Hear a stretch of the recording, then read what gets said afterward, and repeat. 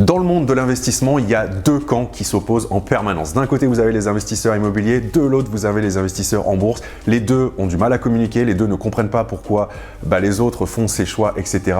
Et dans la vidéo aujourd'hui, ce que je vous propose de voir, c'est immobilier versus bourse, quel investissement choisir. C'est parti!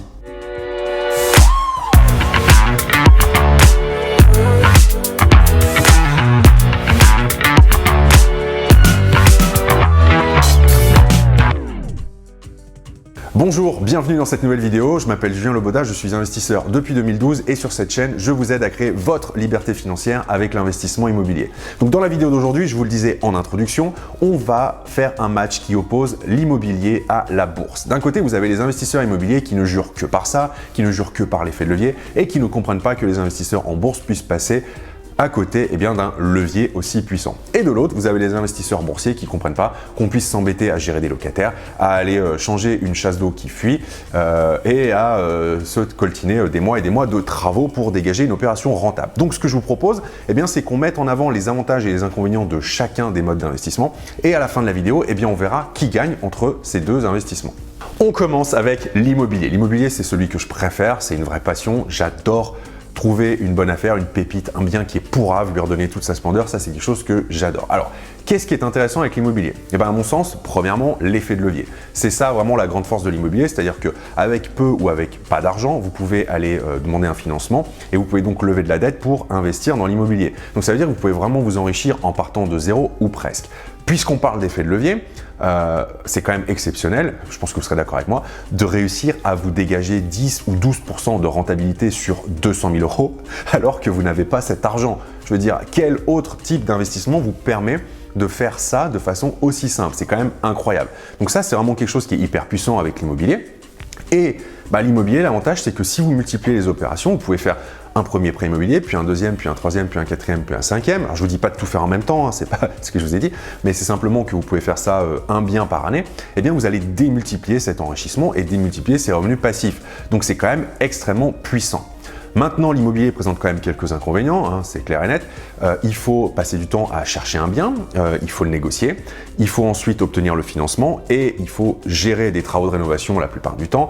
Et ensuite, vous allez devoir gérer des locataires, ne serait-ce que, même si tout se passe bien, il pourrait y avoir un peu de turnover, un peu d'entretien, un peu de réparation. Bon, il y a toujours un petit peu de boulot. Donc, c'est jamais vraiment 100% passif. On peut déléguer et automatiser au maximum, clairement. Ça peut être passif à 90%, mais il y aura toujours un petit peu de boulot à faire. Donc ça, c'est un peu l'inconvénient ou les inconvénients de l'investissement immobilier. De l'autre côté, on a l'investissement en bourse, et je sais de quoi je parle puisque j'investis aussi en bourse depuis bientôt 10 ans, donc moi j'ai les deux casquettes. Et la bourse, ça a aussi quand même pas mal d'avantages et quelques inconvénients, bien sûr. La bourse, pour le coup, c'est vraiment 100% passif. Alors, je ne vous parle pas de la bourse en mode casino, en mode spéculatif, où on achète le matin pour essayer de revendre plus cher l'après-midi. C'est pas du tout l'approche que j'utilise.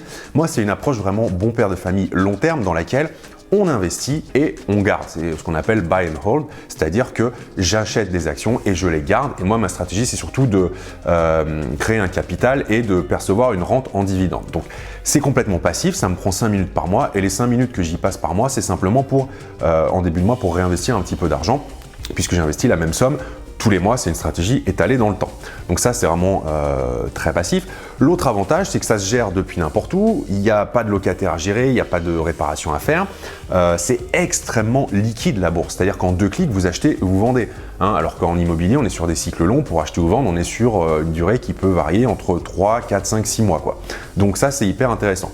Par contre, inconvénient de la bourse, c'est que déjà, il faut avoir du capital à investir. C'est-à-dire que vous pouvez avoir 10% de rentabilité, mais si vous avez 10% de 1000 euros, ça fera jamais que 100 euros par an. Vous ne pourrez pas investir de l'argent que vous n'avez pas, ou en tout cas pas légalement, ou c'est très compliqué. Bon bref, donc ça c'est l'inconvénient.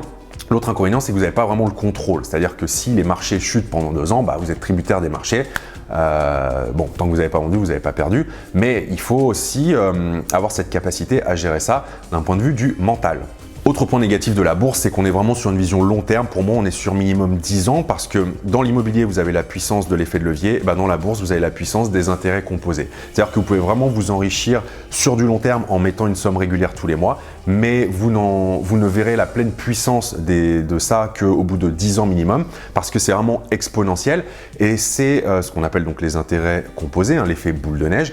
Et c'est vraiment sur du long terme que finalement, vous allez voir que les intérêts que vous allez réinvestir vont eux-mêmes produire des intérêts qui vont ensuite produire des intérêts, qui vont ensuite produire des intérêts, et ainsi de suite, et ainsi de suite. Et plus le temps passe, plus les intérêts que vous pouvez réinvestir sont importants, donc plus la boule de neige grossit.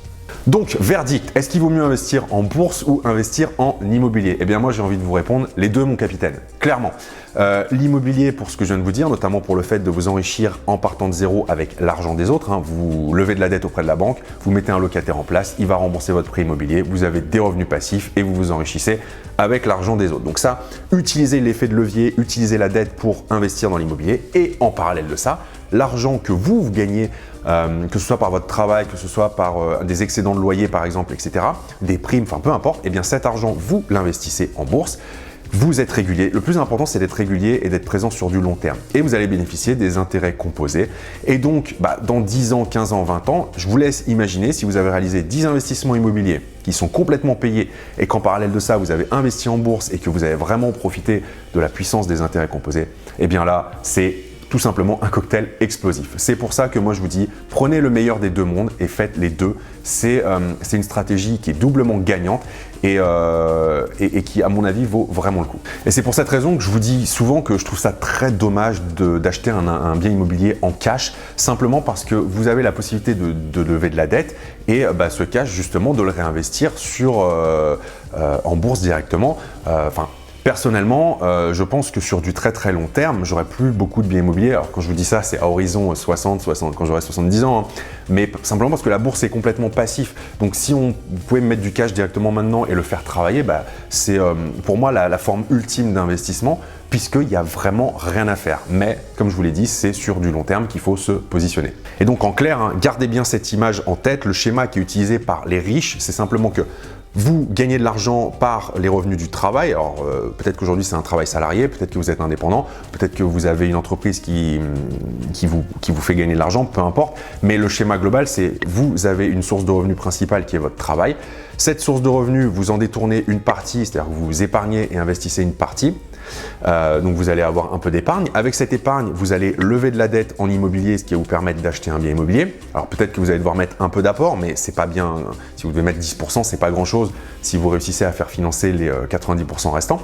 Et une fois que vous avez levé de la dette avec l'immobilier, eh bien l'argent que vous avez, vous l'utilisez en bourse cette fois pour vous générer des revenus complètement passifs en parallèle. Et donc c'est en ayant ces deux piliers en parallèle qui vont travailler, eh bien que vous allez vraiment sur un horizon de 10, 15, 20 ans avoir des revenus complètement passifs qui peuvent être vraiment explosifs. Voilà ce que je voulais partager avec vous dans cette vidéo. Maintenant, ce que vous pouvez faire, c'est me dire dans les commentaires si vous êtes plutôt immobilier ou bourse ou plutôt les deux. Est-ce que vous avez déjà investi en bourse? Ça m'intéresse beaucoup de le savoir.